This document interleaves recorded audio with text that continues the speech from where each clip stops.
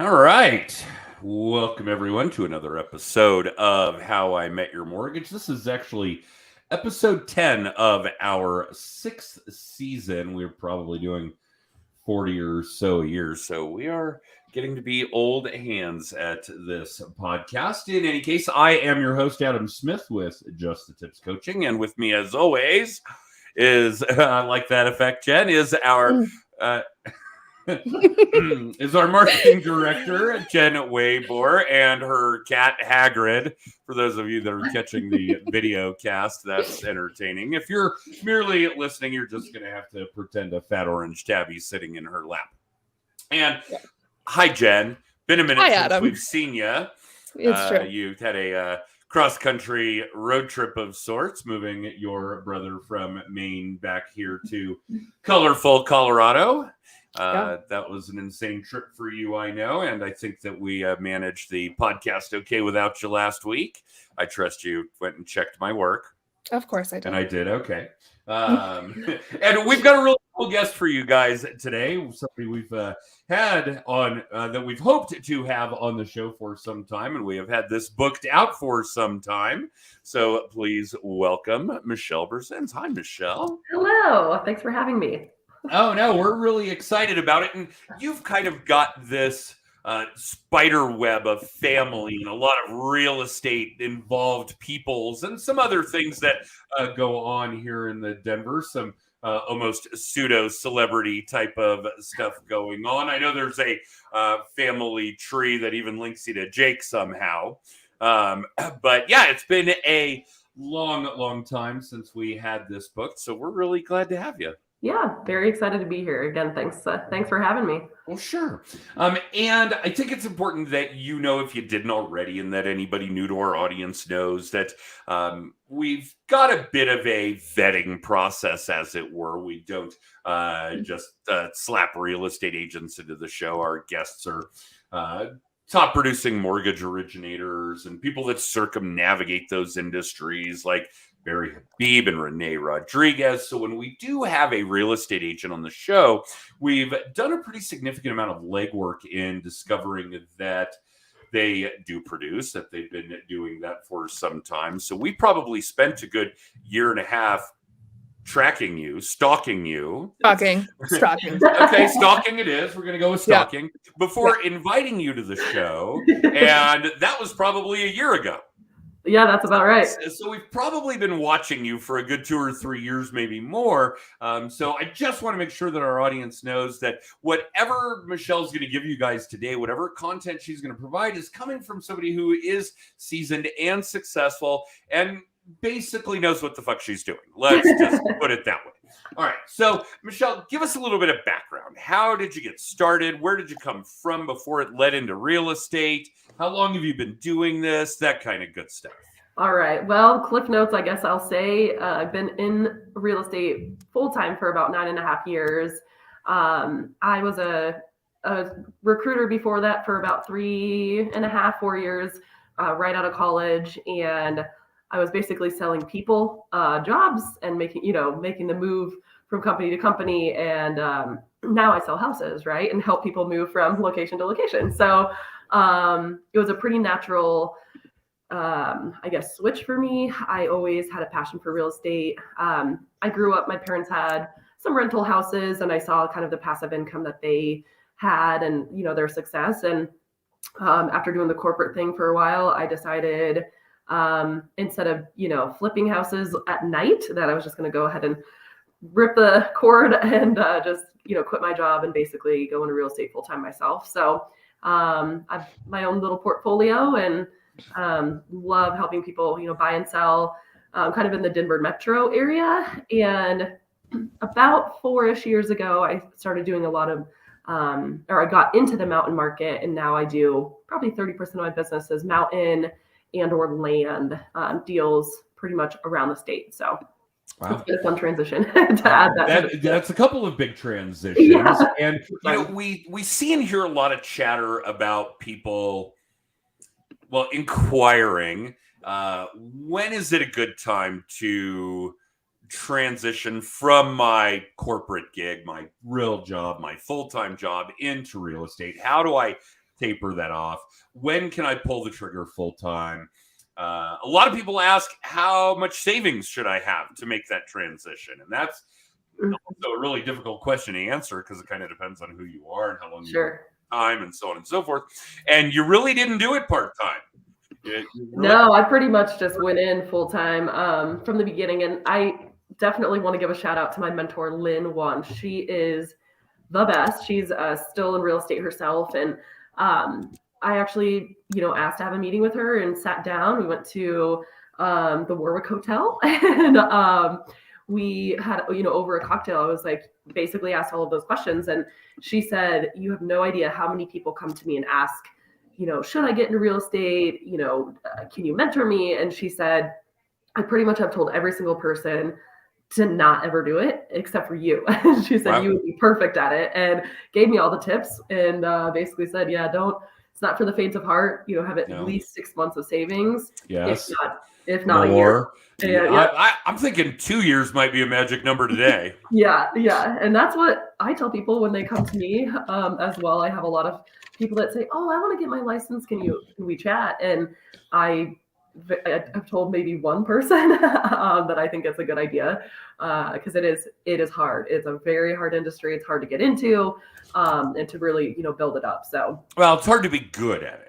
That's true. Unfortunately, it's really easy to get into. That's true. Okay. We don't set the bar very high. And actually, it's funny because one of the things that really spawned Just the Tips coaching is that there is this enormous gap in what real estate agents and mortgage originators, and this is true in other large direct-to-consumer sales gigs are like.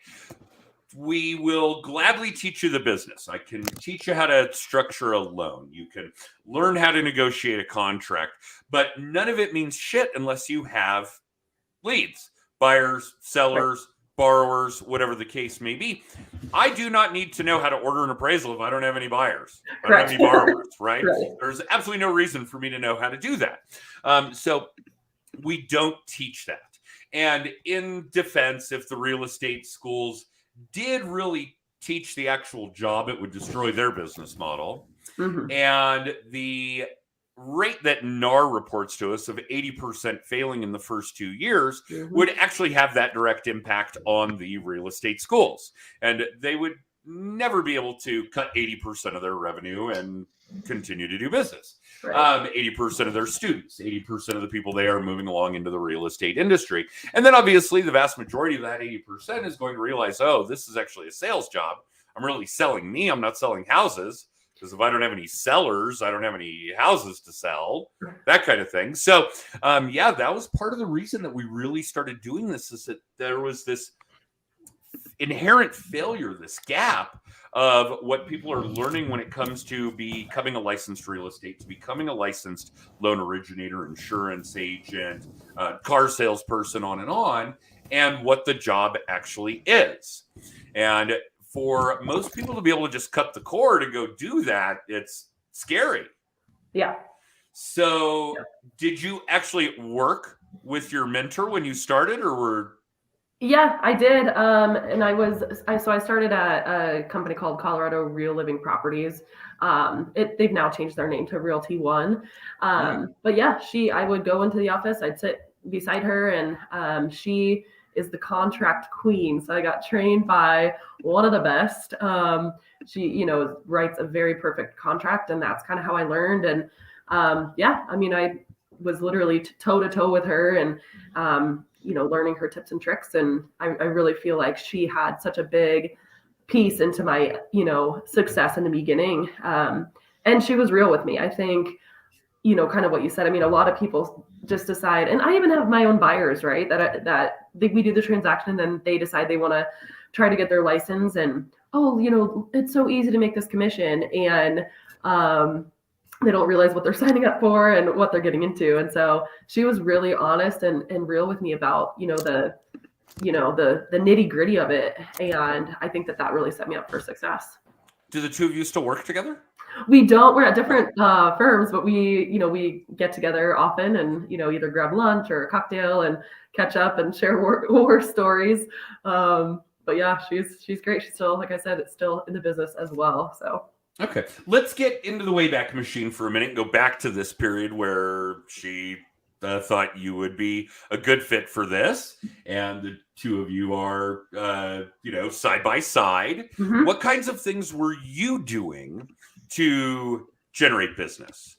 I mean, Sphere, of course. Yeah, I mean, Make it's sure really, everybody knows. yeah, exactly. And that's pretty much how it generally starts. But, I always joke and I say, if I were a buyer or seller, I wouldn't want to hire me for the very first transaction, or you want to go with the experienced person, right?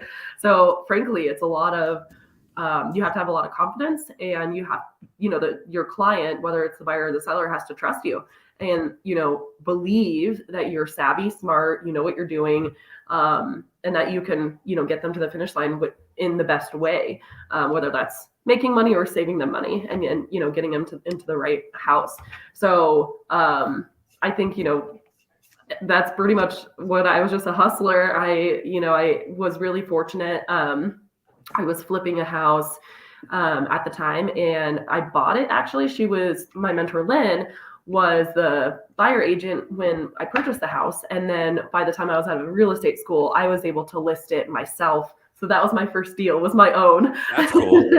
I had a good friend of mine at the time who was looking for a condo, and he knew I was in real estate school, and he graciously waited for me to complete my license and get all the documentation rolling. And he was my first buyer and got a great deal, and helped him sell it several years later, and move it to a house from there. So cool. Yep. And I suspect that that's a lot of what goes on now, is that your business is repeat and referral. Correct. Yep. As everybody's should be. This Yep. is the goal. Yes. But for all of our clients, if you're listening, strict repeat and referral business that you can walk away from someday while it still pays you. Right. Please always keep that in the back of your mind for how you're building out this process. So where does the business come from now, and how did that transition occur? It's the same thing. I'd like to pride myself and say that I think I do a good job. And well, I think the history speaks for that. That's all. I don't do any sort of marketing. I don't, pay for any leads or anything like that. It's all word of mouth, and I appreciate those referrals so very much. And I feel like, you just got to keep it rolling when it's coming in and treat people well. I think a lot of people think it's a one transaction business, and they don't really take pride in what they do, how they, treat their clients. And I'm completely opposite. I think that if you do good, you're going to continue to do good, and those people are going to realize, your grit, your hustle, and the way that you treat them, and how you get them, like I said, the best deal or into the right home. I think a lot of people forget that, and there are a ton of very bad agents out there that unfortunately, when you're in the transaction, you don't know what you're going to get on the other end when you're working with the opposite side. And I like to always tell my clients, what you're going to get with me, and it's going to be communication. Again, just walking them through the process as best I can, and hopefully getting them a great deal. So, well, and I think the old adage of a client will become a friend faster than a friend will become a client Sure. is absolutely true. Yeah. So, and everybody listening, everybody watching, I want you to understand that while Michelle's a little tongue-in-cheek about the fact that there's so many bad agents out there, this is true of licensed professions. That's true. Mortgage originators, lawyers, all of us. 99% giving the rest a bad name. Yeah, no doubt. I think that, a lot of people just, I don't know. I don't think that they take very much pride in it. And I think about it, it's, you're helping somebody buy a multi-100,000 plus, product, or, a home that they're going to be in forever. And I think, sometimes it's easy to forget that, we are licensed individuals. We're writing the contract. And if we screw something up, that's a huge deal. So again, I just really make sure that, when I'm dealing with somebody, that I'm offering my absolute best every single time, whether it's $100,000 condo or a multi-million-dollar home. And they still apologize for bothering you. Like, hey, when someone says, hey, I'm sorry to call you so late, I'm like, have you ever spent $1 million on something before? Right. No? Okay, then yeah, please ask all the questions you have. Let's treat this with the respect it deserves. Absolutely. That's exactly right. All right. So what kinds of things are we doing to stay in front of this audience? I mean, we know full well that if you don't, you become an eventual distant memory. It's a very Coco kind of thing, right? Dia de los Muertos. If you're not remembered, then you're gone. So you've got to be doing things. I know, and my audience is sick of hearing me tell them that I've got a contact database of about 15,000, and I touch them anywhere from, not like that, I touch them anywhere from 40 to 70 times a year. Sure. Depending on who they are. And we can always talk about the A's and the B's and the C's, the heavy repeat clients, the heavy advocates that refer a lot of people to you, those kinds of things. And yes, we're going to have a more tight connection with them, a more active relationship with them. But what kinds of techniques and tactics are you exercising for that? I mean, honestly, most of my clients are on social media. I do a ton. I do hate taking the selfies in front of the house. I think it. Oh, screenshot right now, Jen. Yeah, Capture right. It drives me nuts. I'm sure it drives some people nuts, but I think a lot of people really like it. And I think when I'm doing showings, I snap a lot of pictures and then put them in my Instagram story, and it's fun. I have so much banter back and forth with friends and clients, people I maybe have never even sold a house to, but they'll ask me questions like, what area is it? How much is that house going for? And it's kind of organic the way that those conversations turn into either referrals or deals. So I do a lot on social media just for the fun of it. And I do like it. I think it's fun taking either funny photos of real estate, photo of the day of some horrible renovation or something like that, or something really cool in a house. So I do that. And then the other couple things I just started incorporating last year was my first year doing it, was a client appreciation event. And I'm actually doing a spring one on April 29th this year. And I did a theme of plants. Plants are super popular right now. And I think, obviously everybody likes to have a little plant baby. So I went last year and I bought a bunch of little succulents and little cactus. Jen, I saw Jen perk up there. Yeah, it was fun. It was She loves so much fun.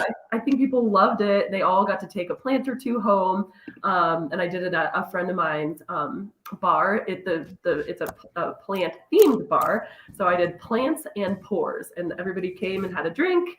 And I catered it with my friend owns Adelitas, and they catered some tacos, and it was just a really fun time. So I've had a lot of people the fern and the sunflowers behind you, those of you that are listening or catching this, would never lead us to believe that Michelle likes plants.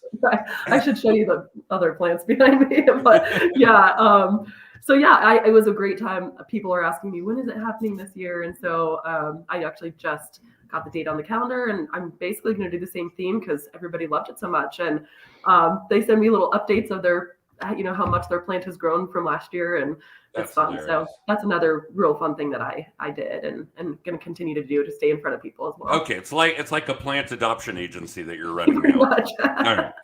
Okay, so we know that social media is important. I do love, and one of the things we work on when it comes to Instagram is stories. Obviously, a lot of short format video, a lot of photo work. In the interest of providing things that your audience wants to see, hear, read, watch. And yeah, people love absolutely horrible things about houses. And really cool things about houses, no question. Although, of course, when you said that, I'm trying to figure out what would be really cool about my house, and I can't think of anything that would be photo worthy. The good news is I don't have anything like an outlet in the utility sink. We've all seen that. Exactly. Yeah. So, Jen's shaking her head. Jen knows a lot of tradespeople, and she knows the electricians that roll their eyes every time. So we know that that's important. I do think that events are important as well. And if we're going to have beers and succulents, then by all means, I think that's a really cool event. But I think it's really cool that, adopting an animal through the TV ad that you saw, you're getting updates about these plants that you adopted out. Correct. That is hilarious. Oh, Look how much That's amazing. Yeah, people love it. I mean, I love it too. It makes me so happy to see, and then it's just another way for me to reconnect with them, right? They're like, oh, look how good my succulent's doing, and can't wait to add to my planter, from the event this year. It's fun. It's just such an organic thing, but it really truly makes me happy. Yeah, no pun intended with organic, I'm sure. I think people refrain from giving me plants because they know what I would do to them. I know, I hear you. Yeah, that's guilty as charged. That's not on my list of. Yeah, I'm lucky if I remember to give the dogs water, let alone plants. So we'll stick to the things that can actually ask me for help if they need it, like water. That's probably a good one. Okay, so I think that those are a couple of really important things, and I don't know how to express this properly, that having a social media presence and having a live presence requires a lot of effort on both parts, and you've got to maintain a good balance. And I know, Jen, we did something recently on how we have to roll in the old with the new. I think our weekly little tip video blog had something about that. And yeah, you've got to be doing social media, and you've got to be doing cool things like text campaigns and voicemail campaigns and those kinds of modern technological ways to stay in front of people. But if you're not doing things like having live events, picking up the phone, and things that have been tested and tried and true for decades, literally in almost any sales aspect, then you're probably cheating yourself. You're not capturing an entire audience. You're not capturing multiple audiences, these kinds of things. So I like the balance of that kind of thing a lot. And Jen, I'm gathering that you're kind of flowing along these lines as well. And just so that people don't think I'm pimping Jen out by any means. Jen has a lot of other things going on. She teaches yoga and does a bunch of events that way. Jen's a sommelier and does wine events that way. And there are probably some other things that I'm missing. I know you're just now planning a women's retreat. Yep. Right? A month away. Old school kind of stuff, in person, people hanging out, iron sharpens iron, like we do at the Mile High Mastermind, like we do a social media day. And Jen, hold your tongue. I'll let you talk about those before we're done, I promise. But yeah, I think it's important to kind of be incorporating, old school, tried and tested, and things that are a lot more modern. I mean, let's, in the grand scheme of things, social media has only existed as long as you've been a real estate agent, Michelle. And back then it was really just Facebook. Yeah, sure. Yep. I mean, we could call YouTube social media, although I don't really think we were using it in that capacity back then. Mm-hmm. So this is relatively new stuff. How long have some of these existed? IG, Twitter, TikTok. I mean, TikTok's really fresh in that sense. Mm-hmm. I mean, a fraction of the time that you've been doing real estate, a fraction of the time that I've been doing mortgages. I'm not going to admit how long that's been on air. We can talk about that privately because I'm just old. But yeah, I think that's really a big deal to kind of have this hybrid of, I don't want to call it marketing. I don't like that term because in my mind, marketing costs money, but prospecting, socializing, these kinds of things. I think it's really important to cover all those bases. Mm-hmm. I agree. Yeah, I think that's, and it's mostly free, right? I think some people they pay for ads on Facebook and stuff, but it's easy not to. And it's if you're not ready to compete with Redfin, Zillow, exactly, Walmart, McDonald's, whatever, and throw millions or billions of dollars at it, then no, then no, absolutely no. I think Jen and I throw Zuck $20 a week. Yep. Yeah. $20. We noticed that when we're doing social media distribution on our video blog, if we try to share it in a bunch of groups, we get in trouble unless we give Facebook a little money. Sure. Then they kind of let us do that. It's a really interesting little piece of their algorithm. I'm not going to play. Yeah, kind of. I'm not going to get any deeper into the weeds on that because, let's not blow any punches. We're all capitalists. We want to make money. And if you happen to be in a line of work where you get to help people and get paid to do it, then shine on you, Crazy Diamond. I think real estate and mortgages and insurance and financial planning are fucking spectacular that way.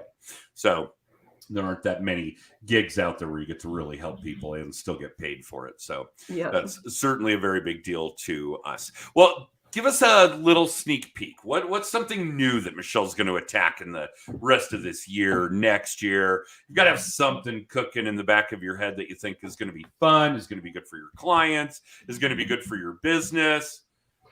I think so. I'm definitely committing to doing 2 events this year, one spring and one in the fall. And I think when is the Plants and Pours? April 29th. That's your spring event. Yes, that's probably makes sense since it's plants. Yeah, hey, let's give away some plants right before winter. Now, yeah, right. At least it could, sorry, I don't know, make it grow, and for the dreary and gloomy days, at least you have a plant in the winter. But I think I'm gonna try to do like a Rockies game or something like that, and just buy a bunch of tickets and have people come to that. I think that's fun. Obviously the last couple of years of people being stuck inside, it's, everybody is traveling and wanting to get out more and more. So I think doing that type of event would be really fun too. And then that way too, people can invite their families and, maybe a friend or something, people I haven't met also, and just, try to grow the sphere that way.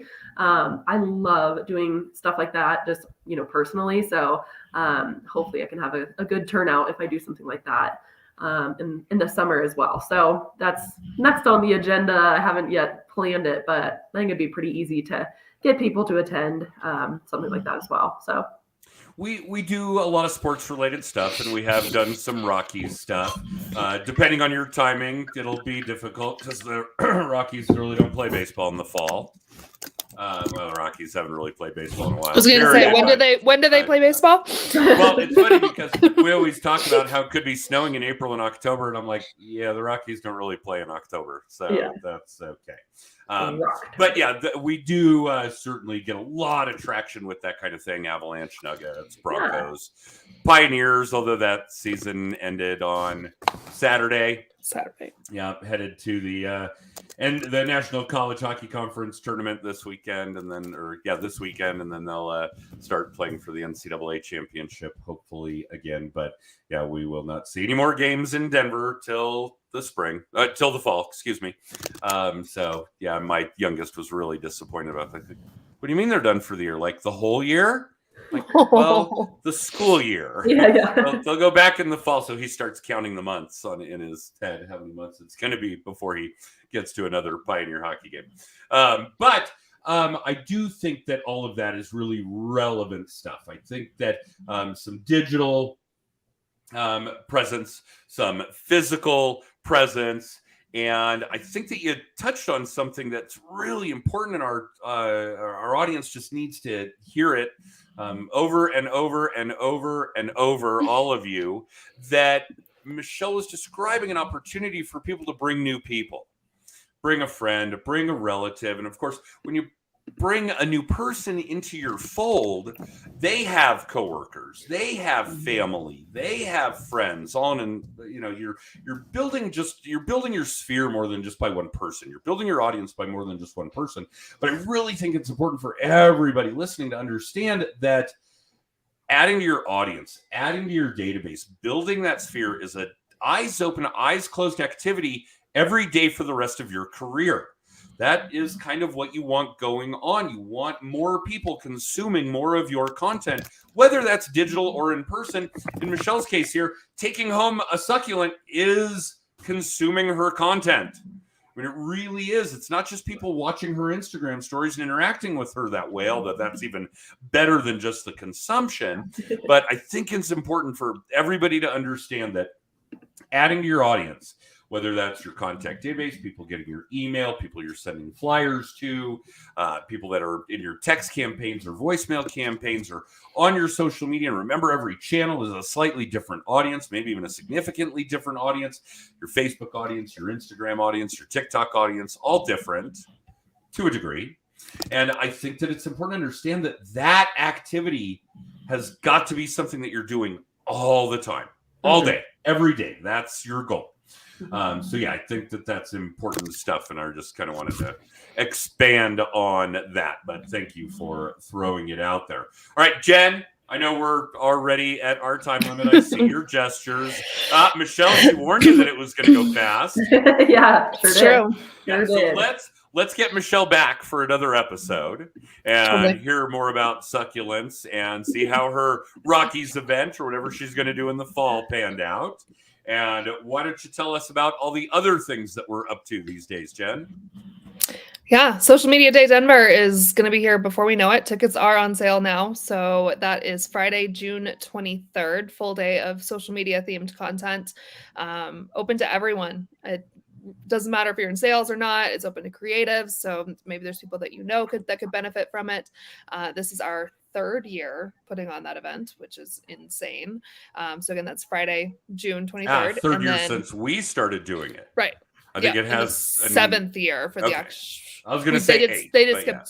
I think it's 7 because they didn't do one in 2020. So okay. But that 2020 doesn't count, so it's fine. And then Mile High Mastermind is going to be September 29th and 30th at the University of Denver. Those tickets are not quite on sale yet, but if you're interested in speaking or being involved in that, that's our lead generation, really themed weekend. It's very mastermindy. It's a small group. It's a great weekend. We spend Thursday night, all day Friday, all day Saturday. We always do something cool Saturday nights. Last year we went to Meow Wolf. We've done the International Church of Cannabis. It's a blast. We have a great time. So we did a concert at Red Rocks one year. Concert at Red Rocks. Yep, that was before my time. Rockies game. We've done that a couple times. So text tips to 63566 to find out all the things, including more videos from Just the Tips, our weekly little tip, more episodes of the show, book a free hour of coaching with us, all the things. Text tips to 63566. Thanks. Yeah. And Michelle, thank you. I know that carving out this kind of time on a Monday morning is not easy, and we've been looking forward to this for some time, and now we can look forward to having you back. Sounds great. Thank you so much again. You bet. And for the rest of you can catch us live on Facebook, LinkedIn, YouTube at 10:30 in the morning Mountain Time. Now we're on Mountain Daylight Savings Time. Yay! Although I struggled this morning, I'm not going to lie. I may have snoozed the alarm for a solid hour. 5:30 did become 6:30 today. Neither here nor there. And Jen already gave you all the things to catch past episodes and that kind of thing. So tune in next week, and we will see you guys next time.